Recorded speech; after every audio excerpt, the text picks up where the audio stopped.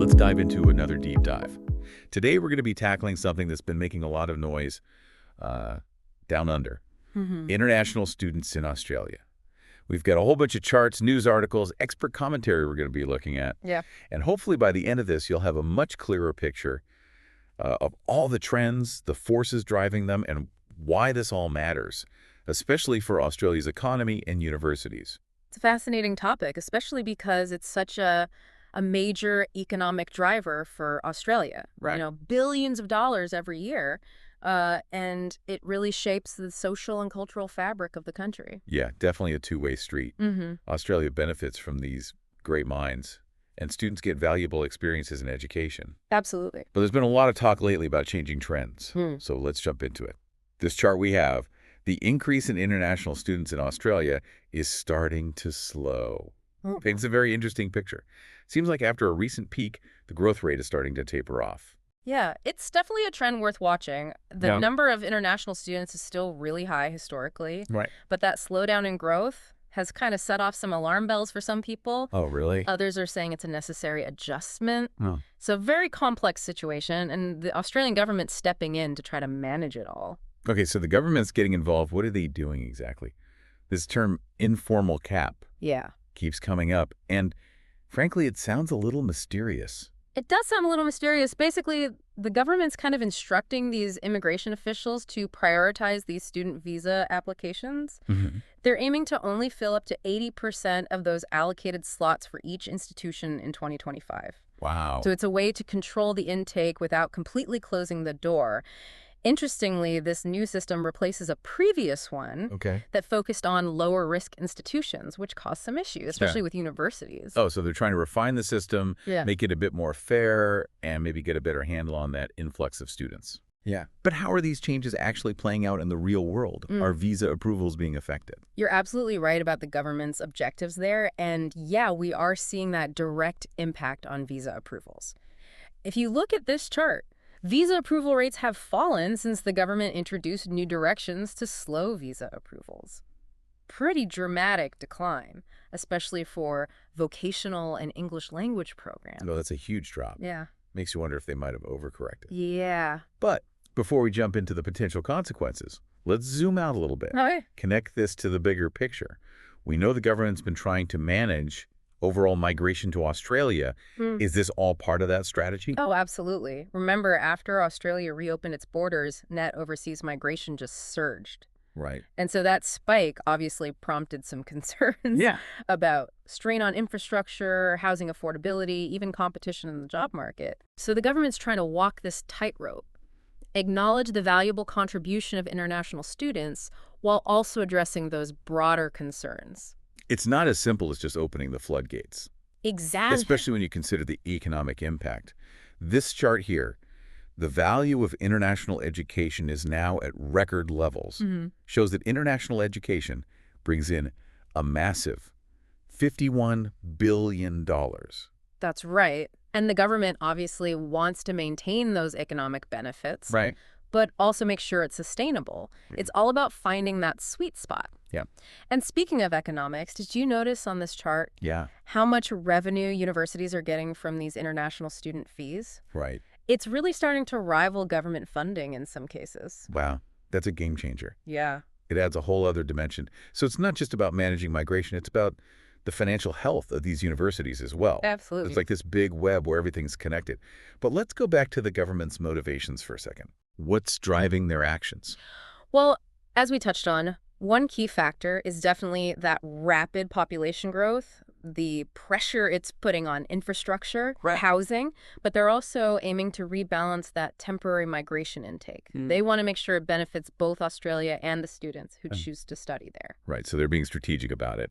But of course, we can't ignore the political side of things, can we? Yeah. I imagine there's some pressure to protect Australian students and workers as well. Absolutely. That's a huge piece of the puzzle. Yeah. The government's juggling economics, social impacts, political realities. Right. It's complex, and as you can imagine, these new measures have created a lot of uncertainty about the future of international education in Australia. Uncertainty, why is that? I thought this informal cap was supposed to provide clarity. It does, to a certain extent, but these ministerial directions, which are essentially instructions from the government to the immigration officials, they're pretty blunt instruments. They're good for immediate action, but they don't have that nuance and flexibility of proper legislation. Right. Like, for example, that previous direction, prioritizing lower risk institutions, it ended up kind of disadvantaging some regional universities and smaller providers. Ah. So It's like using a sledgehammer when you need a scalpel. yeah, exactly. Interesting analogy. Yeah, so these ministerial directions are more of a temporary fix Okay. while they work on something more permanent.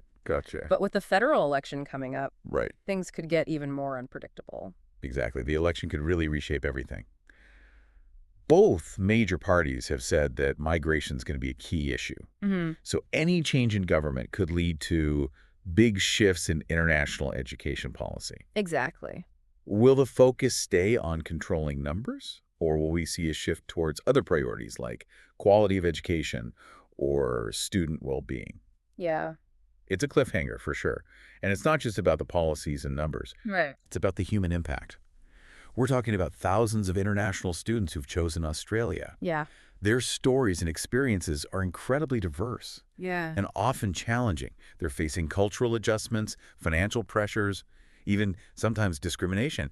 It's important to acknowledge those realities Absolutely. and make sure that any policy changes take their well-being into account. I couldn't agree more. Yeah. It's easy to get lost in the data and the economic arguments. Yeah. But we can't forget that we're dealing with real people's lives, their hopes, their dreams. Their futures, Yeah. all connected to this complex issue. This is what makes this deep dive so compelling. It's not just about understanding the numbers. It's about grasping those human stories behind them and the broader implications for Australia's future. I think we need to pause here for a second. We've covered a lot of ground, and there's still so much more to explore. We'll be back shortly to delve even deeper into the complexities of international student trends in Australia. So we were talking about how those ministerial directions are kind of like putting a Band-Aid on a bigger problem. Right. A little bit of a blunt instrument, as you called it. Yeah, but it's a fast way to make a change, even if it's not always perfect. Yeah. And it makes you think, what happens when a policy that's meant to manage numbers doesn't really work out so well in the real world? Like that rule about lower risk institutions. Right. On paper, it makes sense, Yeah. but it ended up hurting some regional universities, smaller places. So good intentions Yeah. can still backfire. Exactly, especially when you're dealing with something as complex as this. Yeah, it's like a delicate ecosystem. Exactly, and that's why a lot of experts say that to make a solution that actually works and is fair, Uh-huh. these ministerial directions have to be replaced by bigger legislative changes. Okay. It's like using a temporary patch to fix a leak. Right. At some point, you have to fix the pipes. That's a great analogy. Yeah, so it shows we need long-term solutions, not just quick fixes. Right. And like we said, with the election coming up, the future of international education in Australia is a little uncertain. Yeah, it's a real nail-biter. Yeah. Both Labor and the Coalition are saying that migration is going to be a big part of their campaigns. Okay. So whoever wins could mean big changes for priorities. Will they still focus on controlling numbers? Right. Will it be about quality of education? Yeah. Will they focus more on how the students are doing? Wow. These political decisions can have such a big effect on people's lives. Definitely. Let's shift focus to the students themselves for a bit. Okay. We talked about the numbers and the policies, Mm-hmm. but what about their experiences? Wow. What are some of the challenges they face when they choose to study in Australia? That's a really important part of this discussion that a lot of people miss. Imagine you're a student from another country, Yeah. excited to come to Australia. You've probably spent a lot of time, money, and energy on this decision. Mm-hmm. Then you get here, and it's not what you expected. Now you're dealing with cultural differences? Yeah. Navigating a new city, Right. maybe even a language barrier. Yeah, that's a lot to deal with while you're trying to study. Exactly. And I imagine finding affordable housing in a city like Sydney or Melbourne Oh, yeah. must be difficult. Absolutely. Housing is a huge concern for international students. Yeah. It's really competitive to find a place to live, Right. and in big cities, it can be super expensive. Wow. So students end up sharing small places or living in not so great areas, Right. which can affect their studies and how they're doing overall. It reminds us that these policy decisions have real-world consequences Definitely. for real people. Yeah, It's not just about practical things like housing. right. There's a social and emotional side, too. Absolutely. Being so far from home, from family and friends, Mm-hmm. can be really lonely. It can be. Think about the culture shock. Right. Feeling like an outsider. Yeah. Maybe even experiencing discrimination or prejudice. Yeah. It can really hurt a student's mental health and sense of belonging. It really highlights the importance of making international students feel welcome and supported. Yeah. It's not just about attracting them. It's about making sure they do well when they get here. Exactly. And that's where universities, communities, and government programs have to step up. Right. Giving support services, Mm-hmm. encouraging cross-cultural understanding, addressing discrimination are all important steps. It's about making them feel like they belong. Yeah. Like they're valued members of Australian society. Exactly. But let's not forget about the job market. A lot of international students want to get work experience in Australia while they study or after they graduate. Yeah. What challenges do they face there? That's another complex layer. You're right. A lot of them see studying in Australia as a way to get a good job. Right. But getting a job can be tough. Yeah. Especially if you're from a different background or don't have much experience working here. They might face bias from employers, have trouble networking, or have problems getting their qualifications accepted. Sounds like an uphill battle. It can be. And with the new visa rules, including the work restrictions on student dependents, it's gotten even harder. Yeah. Students and their families are really having to think about the pros and cons. Yeah. For some, the dream of studying and working in Australia might be slipping away. It's possible. It shows that these policy decisions have big consequences. Yeah. Not just for the students, but for their families too. Absolutely. And it makes you think about fairness and who gets these opportunities. Right. What does this mean for Australia's reputation as a welcoming place for students?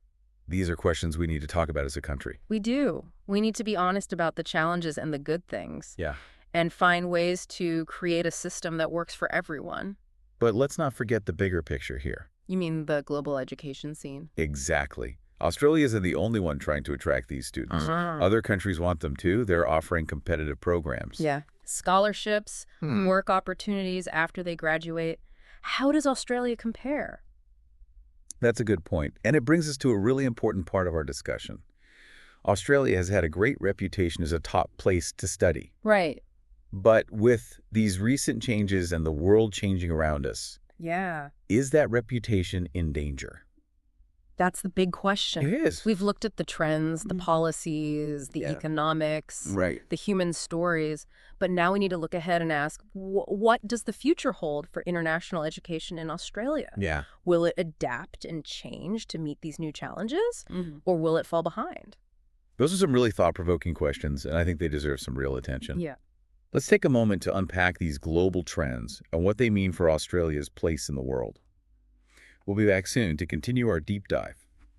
Welcome back. We were just talking about how Australia's got to stay competitive in this global race for international students. Exactly. It's not a one-way street anymore. Other countries see how important international education is for the economy and for culture. They're upping their game to attract those bright minds. So what are some of the things they're doing? What are the global trends that are putting pressure on Australia? Well, a lot of countries are making their visa processes easier and faster, so students can apply and get approved quickly. Right. They're also giving more work rights after graduation, so graduates can get experience and maybe even start their careers there. I can see why that would be attractive. Oh, yeah. If you're a student trying to decide where to go, a smooth visa process and the chance to work after you graduate is a big deal. Absolutely. And some countries are doing even more. Like what? Offering scholarships and financial aid to help with tuition and living costs. Wow. Investing in their universities, building new facilities, and supporting cutting-edge research. So it's a lot of things working together. Yeah. Streamlined processes, good work rights, money to help, and great facilities. Exactly. It's tough competition, and Australia needs to keep up. It does, and it's not just about those practical things. It's also about being welcoming and inclusive.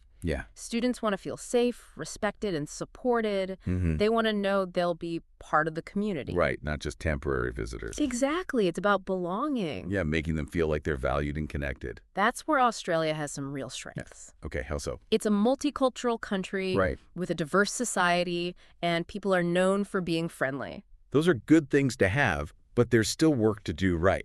Of course. We talked about the problems students face in Australia. Yeah. Housing costs, discrimination, job market challenges. We need to fix those things to make sure Australia stays a top choice. So to sum up this deep dive, Yeah. we've looked at the trends, the policies, Mm-hmm. the global competition, and the real stories of the students. But now we have a question for you, our listener. Okay. What do you think the future holds for international education in Australia? Will it keep attracting the best and brightest from around the world? Yeah. Or will it start to decline as other countries offer more? It's a big question, and the answers will depend on the choices we make as a country. Yeah, it's constantly changing. It is. And the only thing we know for sure is that things will keep changing. We hope you'll keep thinking about this topic. Yeah. Do your own research, talk to people, and form your own opinions. Absolutely. The future of international education in Australia is still being written, and your voice matters in shaping it. Remember, this isn't just about numbers. It's Oh, about people, cultures, and the exchange of knowledge and ideas. Well said. Thanks for joining us on this deep dive. Thanks for having me. We'll be back next time with another look at the world around us. Looking forward to it. Until then, keep learning, keep questioning, and keep engaging with the big issues. Absolutely.